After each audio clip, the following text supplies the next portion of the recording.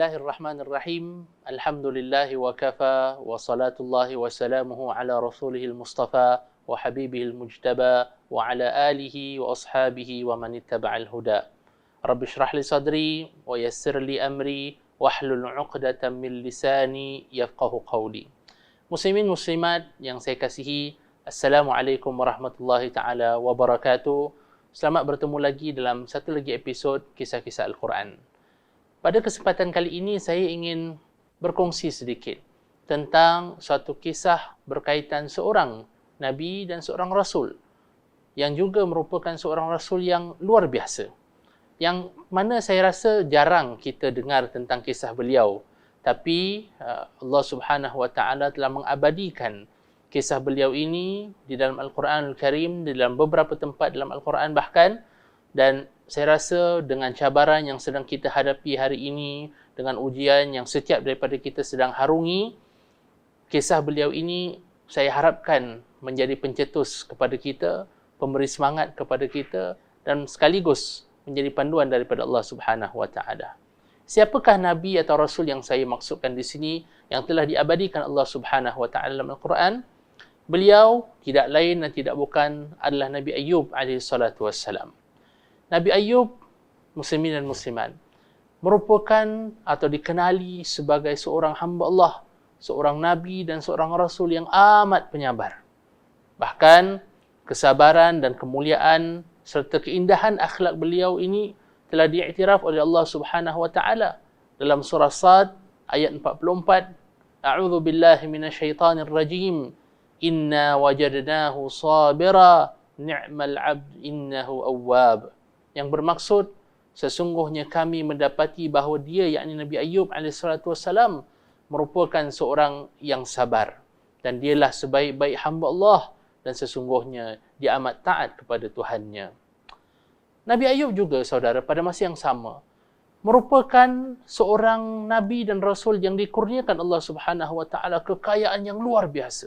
Beliau mempunyai tanah yang luas bidangnya, serta tiada tandingan bahkan kekayaannya dalam setengah riwayat.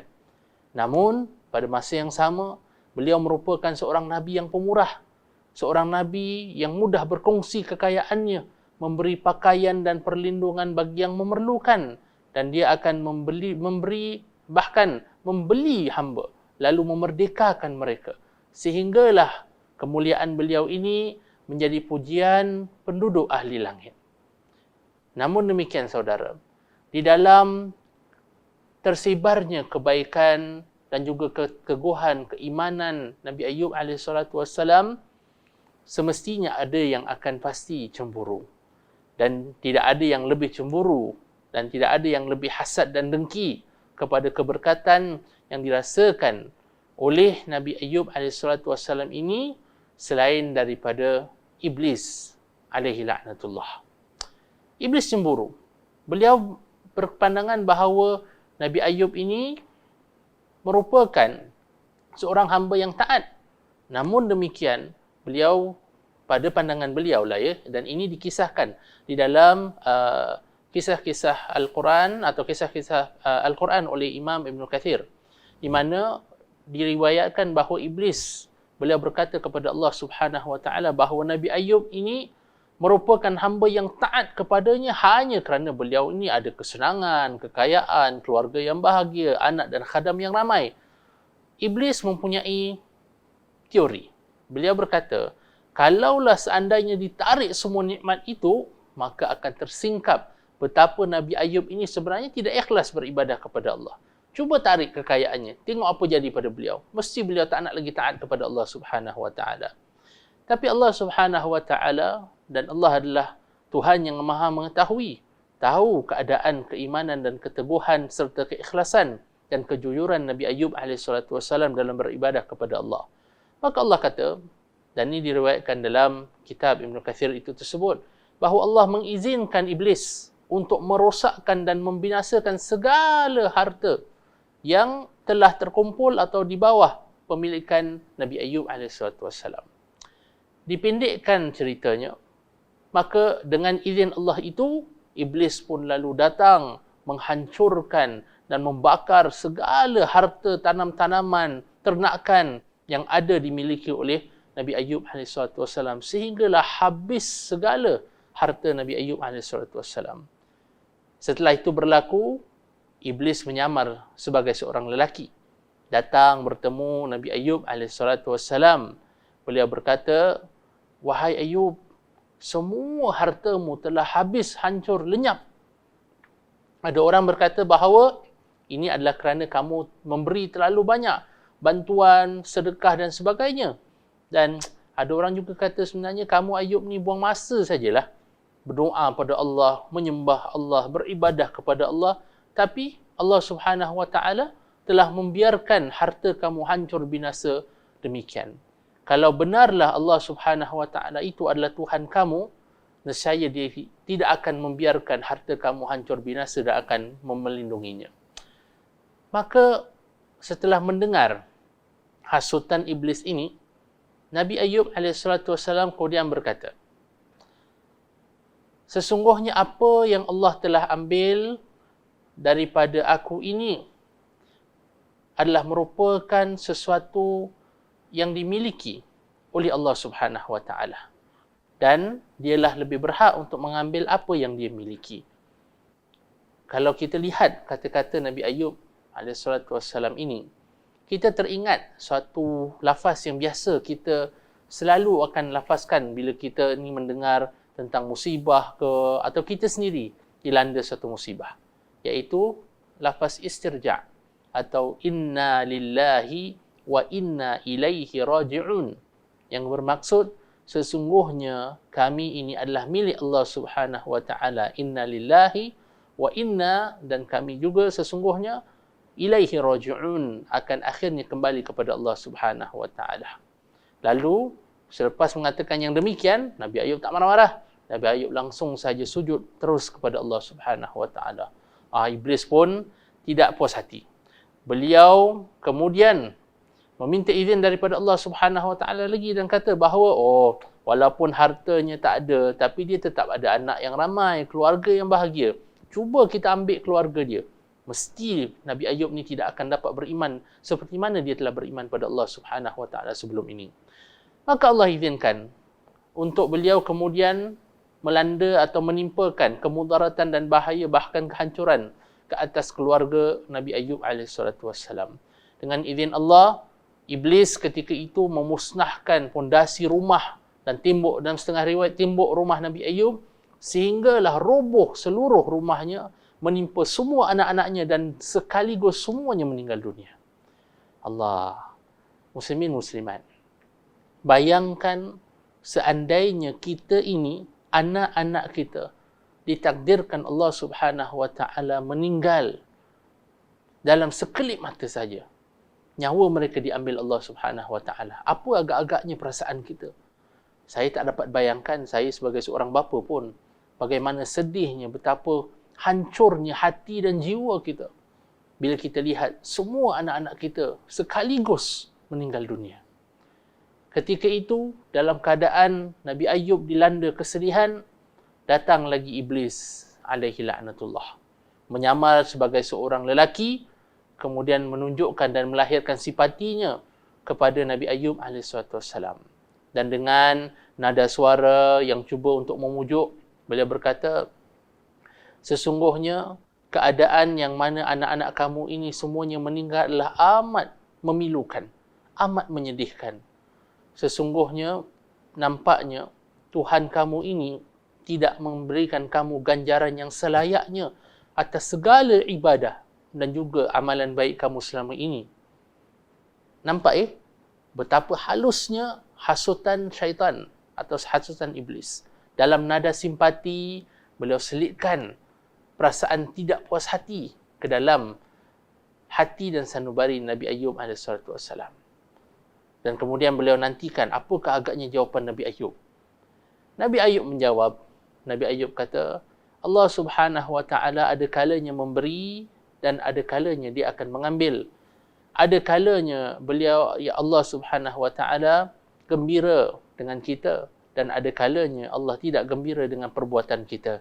Sama ada suatu perkara itu adalah baik ataupun membahayakan, aku akan tetap kekal kukuh dengan keimananku dan aku akan tetap bersyukur kepada Tuhanku yang merupakan penciptaku. Lalu Nabi Ayub AS tunduk kepada Allah Subhanahu wa taala. Dan dengan ini semakin marah iblis. Dah habis hartanya, dah habis anaknya. Tapi apa yang berlaku? Nabi Ayub AS tetap beriman pada Allah Subhanahu wa taala. Jadi ketika itu iblis minta lagi izin daripada Allah. Iblis berkata, walaupun hartanya dah habis, walaupun keluarganya dah habis, tapi beliau masih ada lagi kesihatan, beliau masih boleh membangun lagi kekayaan baru, beliau masih boleh mempunyai anak-anak yang lain. Jadi tidak hairanlah beliau masih bersyukur kepada Allah Subhanahu wa taala. Maka Allah kata ketika itu, dan ini diriwayatkan dalam kitab Ibn Kathir, Allah mengizinkan. Allah kata, aku mengizinkan kepada kamu untuk menimpakan penyakit kepada Ayub AS hambaku. Tapi 3 tempat yang kamu tidak boleh sentuh. Pertama, jiwa ataupun roh sanubarinya. Kedua, hati. Dan ketiga, akal. Sebab di situlah, ketiga-tiga tempat inilah di mana tersimpannya keimanan dan kepercayaan dan keyakinan kepadaku. Apa lagi? Dengan izin Allah Subhanahu wa taala, iblis langsung memasukkan ke dalam tubuh badan Nabi Ayub AS pelbagai bentuk penyakit dalaman dan luaran, sehingga kan orang tidak lagi sanggup untuk diri dekat dengan beliau pun menghampiri beliau, dan beliau hanya tinggal dijaga, dirawat oleh isterinya yang tercinta. Jadi bila itu berlaku, semua orang dah tinggalkan Nabi Ayub, harta dah tak ada, kesihatan habis, anak-anak juga meninggal dunia. Iblis kata, kita tukarlah kita punya cara. Kita tak boleh lagi langsung pada Ayub, sebab Ayub ni kuat iman dia. Apa yang dia buat oleh iblis? Iblis langsung bertemu dengan isteri Nabi Ayub AS. Bila bertemu, iblis ketika itu mengingatkan kepada isteri Nabi Ayub masa-masa indah, masa-masa mereka senang sebagai sebuah keluarga, masa mereka bahagia dengan kekayaan yang ada. Ketika itu, isteri Nabi Ayub AS, tidak kita saudara. Kita manusia. Isteri Nabi Ayub juga seorang manusia, seorang ibu, seorang isteri yang telah menanggung ujian sejauh itu dengan kehilangan harta dan kesenangan serta keselesaan, kehilangan anak-anaknya, kemudian melihat suaminya pula dalam keadaan yang beliau tidak ada jalan keluar untuk suaminya yang sedang sakit. Kalau istilah sekarang namanya breakdown. Isteri Nabi Ayub breakdown. Menangis hampa, sedih mengenangkan apa yang telah hilang. Beliau lalu datang menghampiri suaminya Nabi Ayub dan berkata, berapa lama lagi kah wahai Nabi atau wahai suamiku ingin kita menanggung penderitaan ini? Tidakkah kamu mahu untuk meminta agar Allah Subhanahu wa taala menghilangkan segala kesempitan itu? Amat menarik saudara. Meskipun Nabi Ayub telah diambil segala hartanya, semua anaknya meninggal dunia, segala kesihatannya ditarik semula, tapi Nabi Ayub sehingga itu pun belum lagi meminta kepada Allah Subhanahu wa taala untuk menghilangkan segala kesempitan dan kesakitan yang beliau alami. Bila itu berlaku, bila soalan itu ditanyakan oleh isterinya kepada beliau, Nabi Ayub berkata, wahai isteriku, berapa lamakah kita merasakan kesenangan dan kebahagiaan? Dalam satu riwayat, isterinya menjawab, 18 tahun, wahai suamiku. Dan kemudian Nabi Ayub tanya, wahai isteriku, berapa lamakah telah kita melalui penderitaan dan kesusahan ini? Dijawab oleh isterinya, lebih kurang 7 tahun dalam satu riwayat. Dalam riwayat yang lain, dikatakan bahawa mereka hidup senang bersama selama 80 tahun dan mereka susah selama 18 tahun. Kemudian, bila itu dijawab oleh isterinya, maka Nabi Ayub kata, kalau begitulah wahai isteriku, malu rasanya aku nak minta daripada Allah Subhanahu wa taala. Sebab kita telah merasakan kesenangan, kebahagiaan, kegembiraan jauh lebih lama daripada kesusahan dan kepayahan yang kita sekarang sedang lalui. Lalu beliau kata dan beliau minta kepada isterinya, pergilah dulu. Tak perlu kamu nak susah-susah menjaga aku, tak apa. tinggal di tempat lain dulu agar kamu tidak merasakan kesempitan dan kesusahan dan penderitaan yang aku rasakan. Selepas isterinya pergi, Nabi Ayub alaihissalatu wassalam ketika itu mendongakkan wajahnya ke langit, dan ini dirakamkan oleh Allah Subhanahu wa taala dalam surah Al-Anbiya ayat 83, yang mana Nabi Ayub dikatakan berdoa kepada Allah, wa ayyuba idh nada rabbahu anni massani yadhur wa anta arhamur rahimin, yang bermaksud, wahai Tuhanku, sesungguhnya aku telah ditimpa penyakit ya Allah, dan Engkaulah Tuhan yang maha penyayang di antara mereka yang menyayangi. Allah. Selepas itu berlaku, saudara, diriwayatkan ataupun diturunkan dalam Al-Quran lagi. Dalam surah Sad ayat 38, Allah Subhanahu wa taala memerintahkan kepada Nabi Ayub, hentakkanlah kakimu ke atas tanah yang berada di sebelah katil ini, dan kemudian akan keluarlah mata air, yang mana air ini perlu kamu gunakan untuk mandi dan minum. Dan daripada situ Allah Subhanahu wa taala firman, kami anugerahkan kepadanya segala keluarganya semula, dan kami tambahkan kepada mereka sebanyak mereka pula sebagai rahmat daripada kami dan pelajaran bagi orang-orang yang mempunyai akal. Saudara, beberapa perkara yang boleh kita ambil dan kita petik daripada kisah Nabi Ayub AS. Kita kini berada dalam keadaan yang amat menyempitkan, amat sukar. Kita tahu di kalangan kita ada yang telah terpaksa diberhentikan kerja ataupun mendapat gaji yang lebih kurang daripada biasa yang beliau hadapi atau beliau terima sebelum ini. Tidak dinafikan ini merupakan suatu masa yang agak membimbangkan, bahkan mencemaskan bagi sebahagian pun. Saya sendiri semalam saja ada beberapa teman-teman yang menawarkan sama ada saya nak beli beberapa perkara lah. Ada yang tawar nak jual kuih, ada yang tawar nak jual kurma dan sebagainya. Kerana memandangkan bulan Ramadan yang akan datang, bulan Ramadan dan juga raya yang akan datang. Kenapa? Kerana mereka telah kehilangan pekerjaan dan mereka cuba mencari dan berusaha mencari sumber rezeki yang lain. Ini masa-masa yang amat mencabar. Namun saudara, ketahuilah, dalam satu hadis Nabi SAW menyebutkan, bila Allah sayang kepada satu kaum, Allah akan menguji mereka. Kenapa? Sebab Allah ingin kita kembali kepada Allah Subhanahu wa taala. Manusia memang demikian, saudara.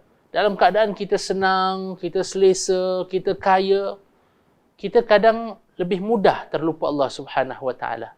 Sebab kita gembira kan, kita sibuk dengan dunia kita, dengan keluarga, teman-teman, kesenangan yang kita rasakan, keselesaan, tapi kita mungkin lupa Allah Subhanahu wa taala.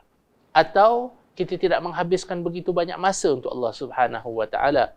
Sedangkan segala-gala seperti mana yang disebutkan oleh Nabi Ayub sendiri dan diiktiraf oleh beliau, segala-gala yang perkara yang kita miliki pada hakikatnya adalah kurniaan Allah Subhanahu wa taala. Bila kali terakhir kita ucapkan alhamdulillah, ya Allah, aku bersyukur atas segala kurniaan nikmat-Mu. Sama ada keluarga, kesihatan, wang, pekerjaan, bakat dan sebagainya.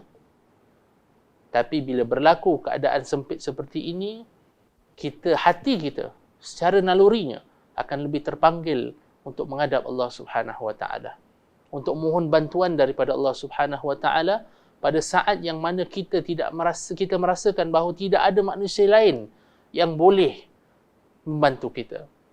Saudara, COVID-19 berlaku dan manusia hanya boleh berusaha untuk mengawalnya melalui kita mengambil langkah-langkah penjagaan.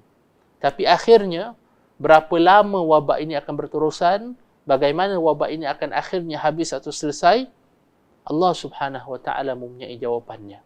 Dan sebab itu, dalam keadaan demikian saudara, pertama, kita mungkin susah, tapi jangan lupa untuk hitung nikmat yang pernah kita rasai.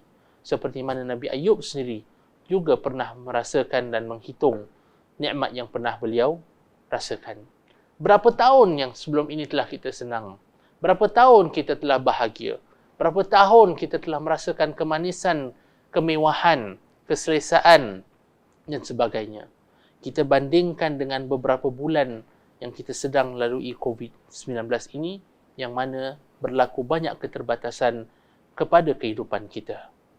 Saudara, saya faham pada ketika ini mungkin ramai juga yang mungkin kurang pasti apa yang boleh mereka lakukan. Ya kan, ada yang kata, saya anak-anak kena HBL lah, home-based learning, bising lah ustaz semua dan sebagainya. Tapi saudara, lihat semula kepada anak-anak kita. Sebelum ini kita sibuk bekerja untuk siapa? Untuk apa? Kita bekerja sebenarnya tidak lain dan tidak bukan untuk sebenarnya mendapat kebahagiaan untuk kita dan keluarga. Cuma sahaja sebelum ini, mungkin kita tidak dapat merasakan menghabiskan masa bersama-sama dengan mereka yang kita usahakan dan kita bekerja keras untuknya. Kini, Allah hidangkan peluang untuk kita bersama dengan mereka. Saudara, mungkin nikmat bergerak, nikmat keluar bersiar-siar, nikmat bergaul dengan keluarga dan rakan-rakan, semua itu berlaku atau menjadi semakin terbatas. Tapi saudara, meskipun kita tidak boleh berhubungan secara fizikal, tetap bersyukurlah saudara kerana kita masih boleh memanfaatkan teknologi. Bergaul dengan mereka melalui teknologi, berhubungan dengan mereka terus, ya kan?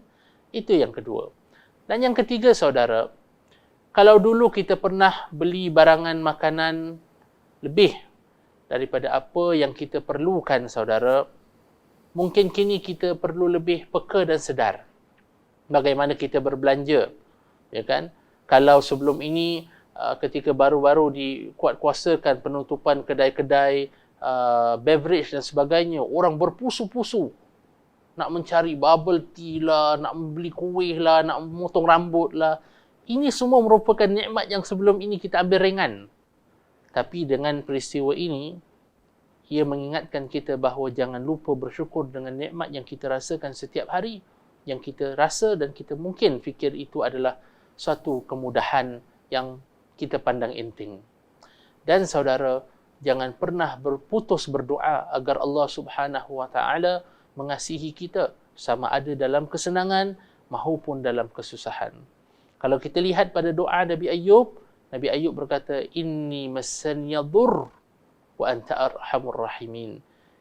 Beliau tidak marah kepada Allah. Beliau kata, ya Allah, kamu telah menimpakan bala ke atas aku. Tidak. Tapi beliau berkata, inni massaniya dhurr. Sesungguhnya aku ini telah disentuh.